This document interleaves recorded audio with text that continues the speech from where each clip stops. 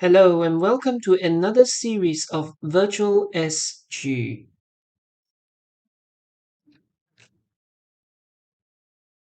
In this video, we will cover Set B of the Tourist Guide examination, then and now.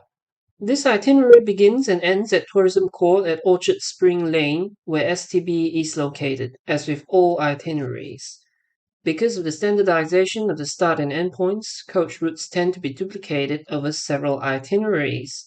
Therefore, this video will only cover the walking sessions. In this set, the theme of the tour is then and now.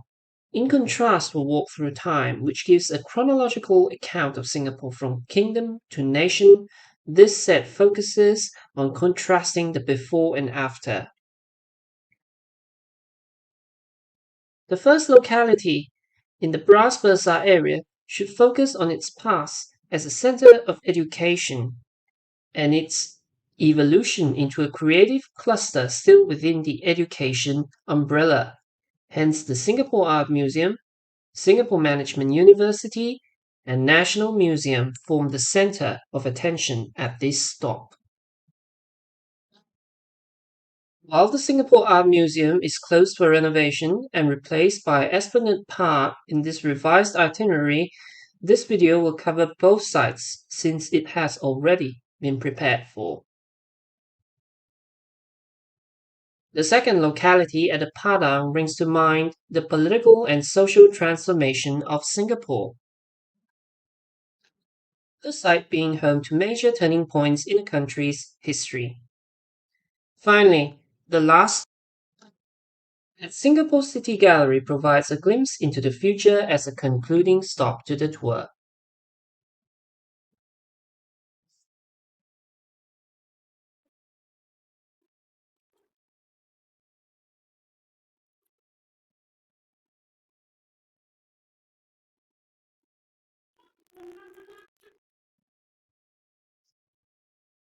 The present-day Singapore Art Museum occupies what was once the first Catholic school of Singapore. The school took in its first students in 1852. Being run by De La Salle brothers, it was named after their patron saint, Saint John Baptist de La Salle.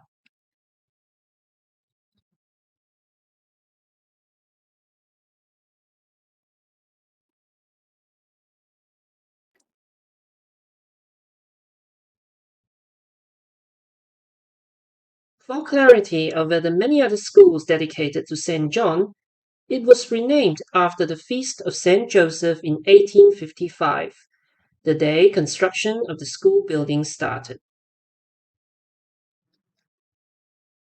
As funds were scarce, the apparently uniform building is really three separate buildings. The central section was built in 1867, while the wings were finished 36 years later, in 1903. The colonnades are the budget version of Gian Lorenzo Bernini's Colonnato at St. Peter's Square.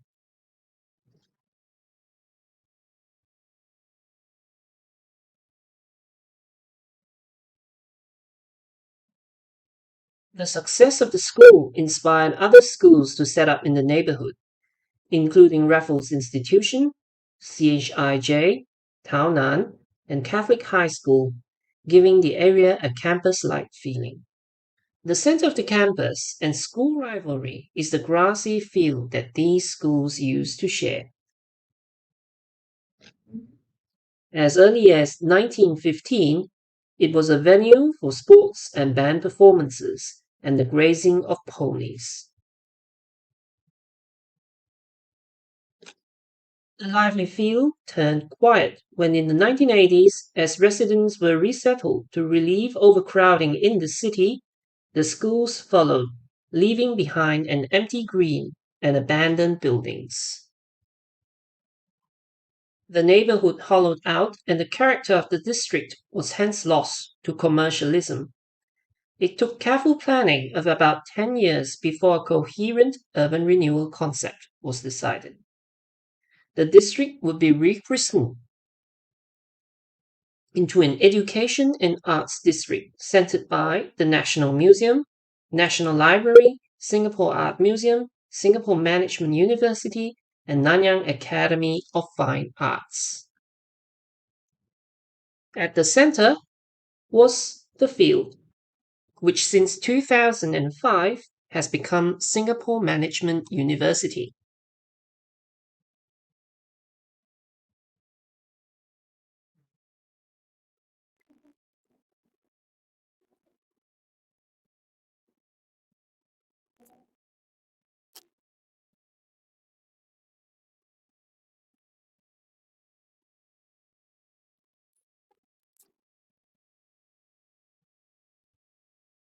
The green is unrecognizable, except for the rain trees that were preserved during construction.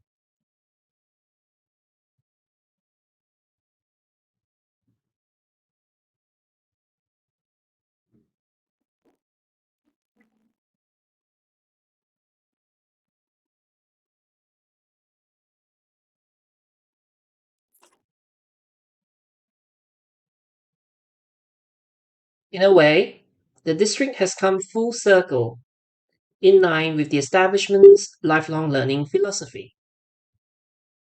Education, which was in the past for children, is now all inclusive, with something for the adults too. On an annual basis, the districts come together to open their doors for the Singapore Night Festival, a fortnight of arts events and installations that begin at sundown. This event is usually in August, with a regular feature being light projections on the facade of the National Museum.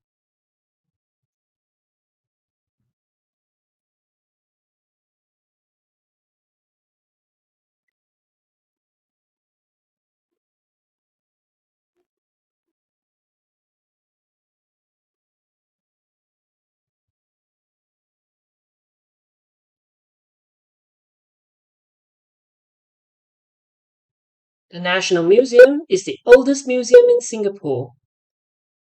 In the beginning, it was a depository of sorts, serving as a library and store of gifts and zoological finds collected from the region, with no dedicated building of its own. The current building came to be in 1887 with the Neo-Palladian style due to colonial engineer Henry E. McCallum. The colonial beginnings of the building may be construed by Queen Victoria's coat of arms, capping the pediments. The museum today is dedicated to the history of Singapore, with the zoological collection relocated to the Lee Kong Chian Natural History Museum at National University of Singapore.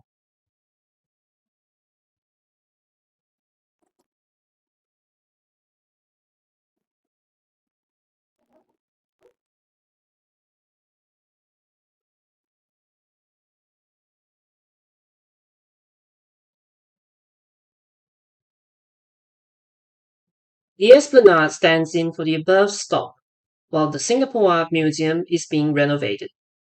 The park stands entirely on reclaimed land, which before 1922 was entirely sea.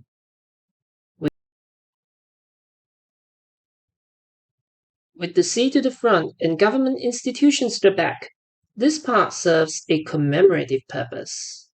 The promenade is named Queen Elizabeth Walk, in recognition of her coronation.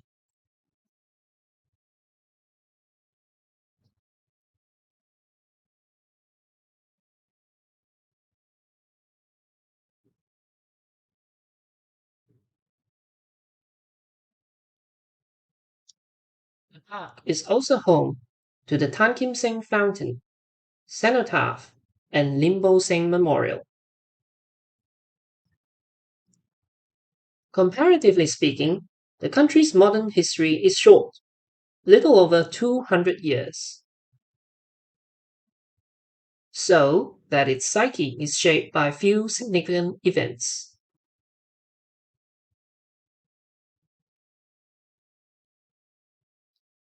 First, its place as a colony of the British Empire. Second, its occupation by the Japanese. Third, its marriage and then divorce from the family that is Malaysia. As a colony founded under the East India Company Charter, the sole purpose of Singapore's existence was profit.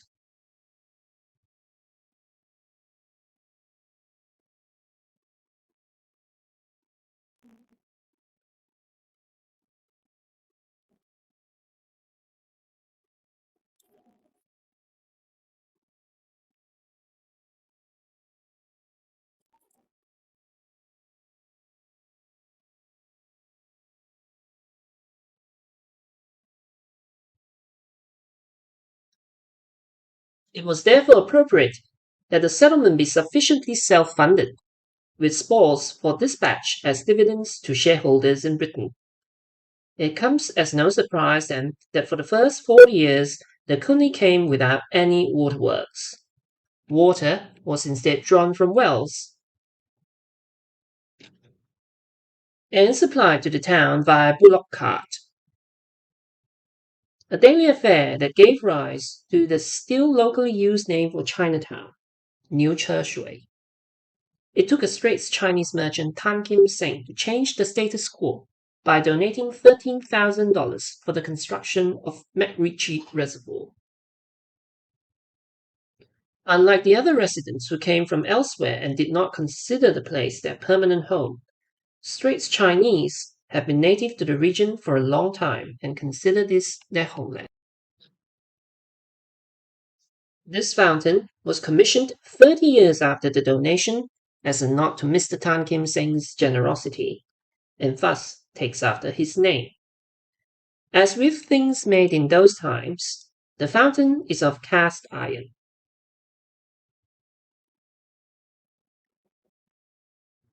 And Greek inspired, bearing the four muses of epic poetry, history, lyric history, and tragedy.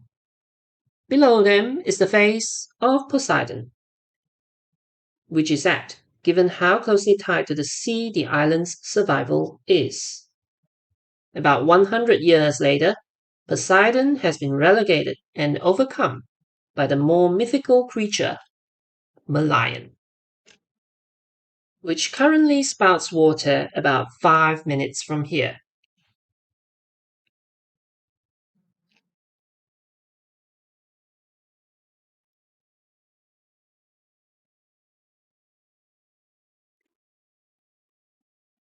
The next commemorative monument is one that would be shared by brothers and sisters all over the world.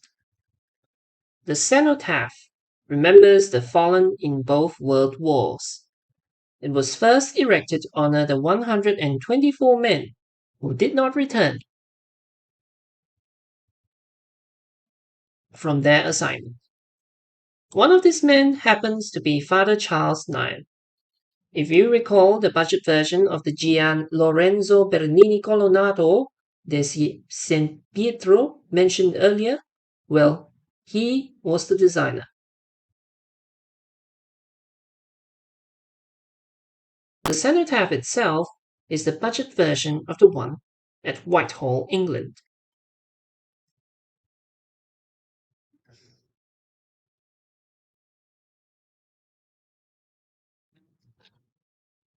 As it was finished in 1920, it witnessed the Japanese raid of Singapore in World War II, with battle scars to show for it. Far more people were lost in the Second World War as fighting came to our shores.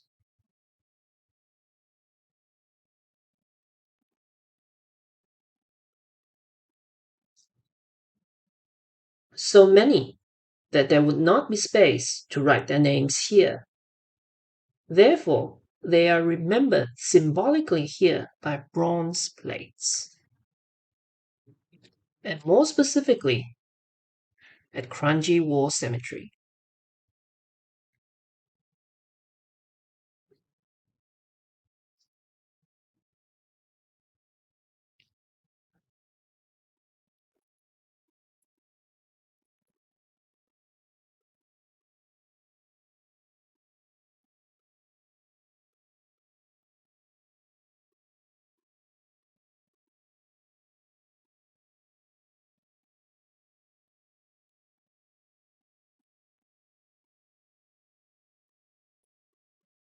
The next monument, looking far more oriental and simple than the other two, is one dedicated to war hero Lim Bo Seng, organizer of the resistance against Japanese aggression in China and later Malaya. During the Japanese occupation, Lim Bo Seng was recruited by Allied forces to lead the Malayan resistance Force 136. Unfortunately, he was betrayed and best remembered for loyalty to the end. He refused to give up any information to the Japanese despite repeated torture and ultimately died from those injuries. After the war, the Chinese community put together what funds they had for a funeral and memorial in his honor. He is, however, not buried here, but rather on a knoll at McRitchie Reservoir, his favorite place. How many of you would give your life to keep a secret? Today, few memorials are commissioned in honor of people. In its place are abstract artworks inviting a more playful and less serious demeanor, which one will find scattered throughout the district and along the Singapore River.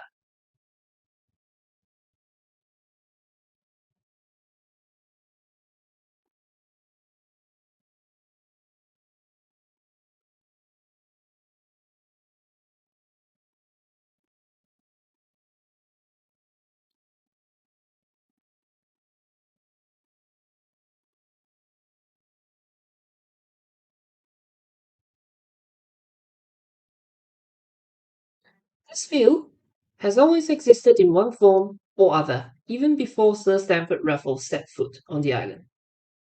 The grassy nature meant it has always served as a place of gathering, and therefore a fair share of historical events have occurred then and now.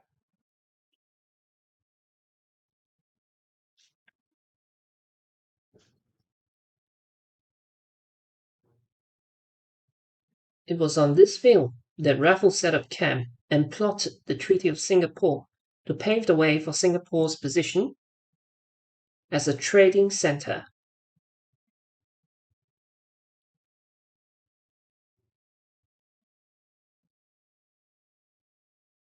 Later,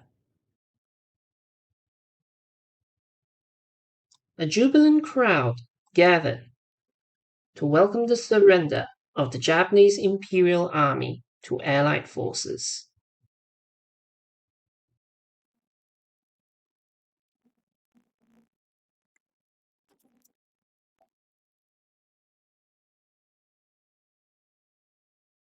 More recently, new citizens of Malaysia gathered to hear the proclamation of Malaysia in 1963.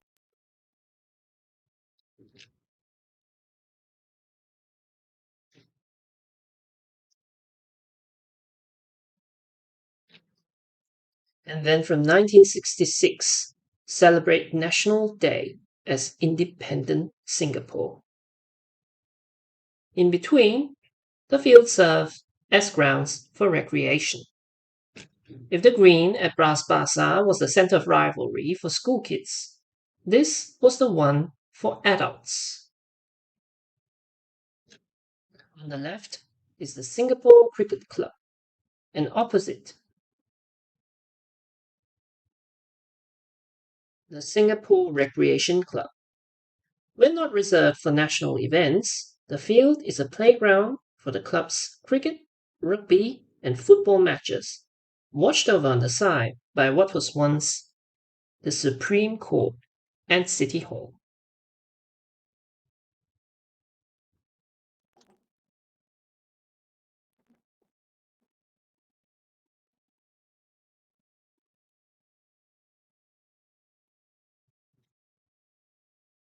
Both the neoclassical buildings took inspiration to become the budget versions of its counterparts in London.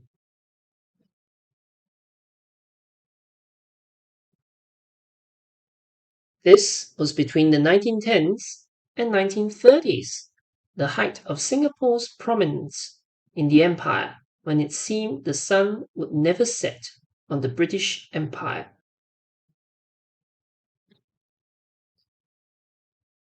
With the expansion of government, the buildings were vacated for bigger premises and given way to the National Gallery in 2015. This gallery, perhaps inspired by the one in London, unlike its colonial counterparts, was not a budget version. The economic miracle and prosperity of Singapore meant she could cough up $530 million to retrofit both buildings for art. Of all the buildings with a frontal view of the sacred Padang grounds, the oldest one is St. Andrew's Cathedral.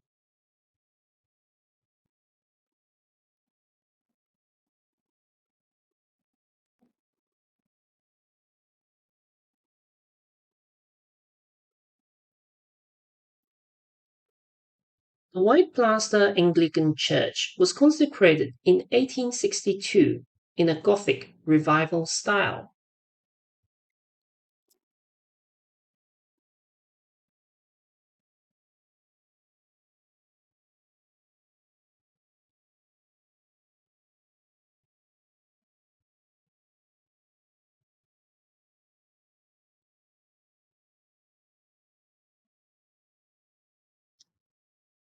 It was named after the patron saint of Scotland because funding came mostly from Scottish merchants.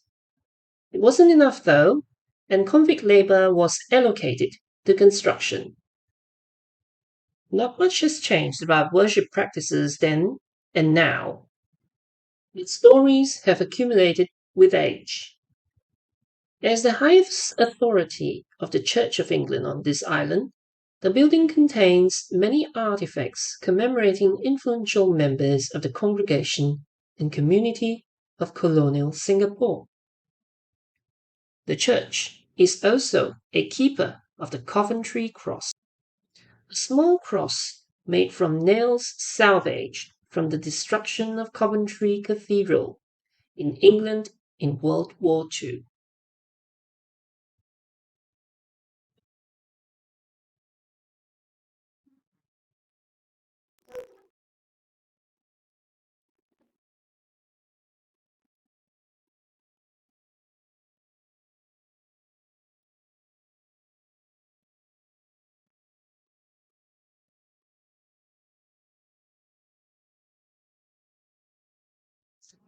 Our final stop is the Singapore City Gallery at the URA Centre. URA abbreviates from Urban Redevelopment Authority, the master planner of development in Singapore. The centre is fronted by three roughly sculpted rock pieces, resembling Samsui women. These tough women, distinguished by their distinctive headdress, came from the Samsui region of Guangdong, China, looking for work in the 1930s.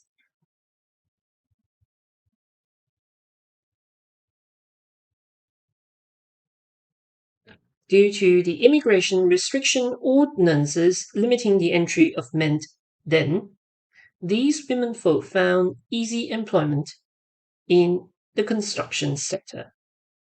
They are responsible for many of the structures constructed in that era.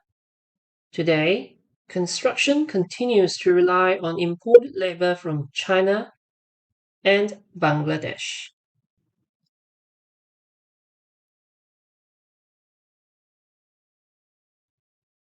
The first level of URA Centre is home to a large model of Singapore Island.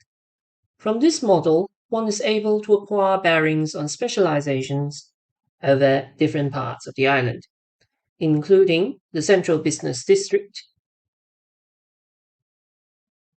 the Port of Singapore, Changi Airport, and Central Catchment. The smallness of the island necessitates careful planning and intensive allocation of amenities, much like how much thought has to be given over to the design of tiny homes. Careful master planning is supplemented by land reclamation. On the second level is a larger scale model of the central core. Of the core, half of the land is reclaimed from the sea. Planning not only takes into account future needs, but also the preservation of national fabric. Such fabric is seen by developmental controls on the various ethnic districts and their shophouses.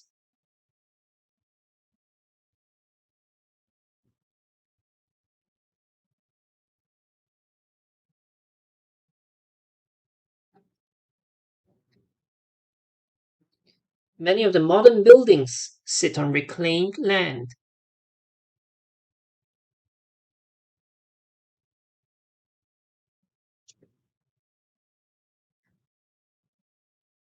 where once the commercial district was distinct from the residential. Recent developments have emphasized buildings designed for multiple uses, wherein it is possible to live, work, and play in a single space.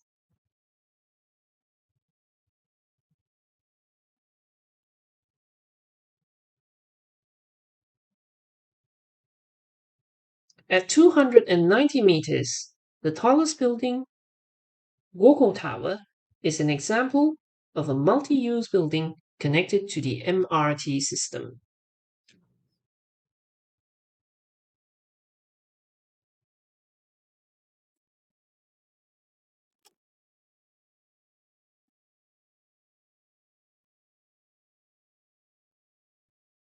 A lot was, has been, and will be between then and now.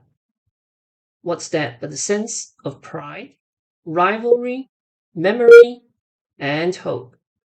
What was then, what is now, and what can be, it's each of ours to make.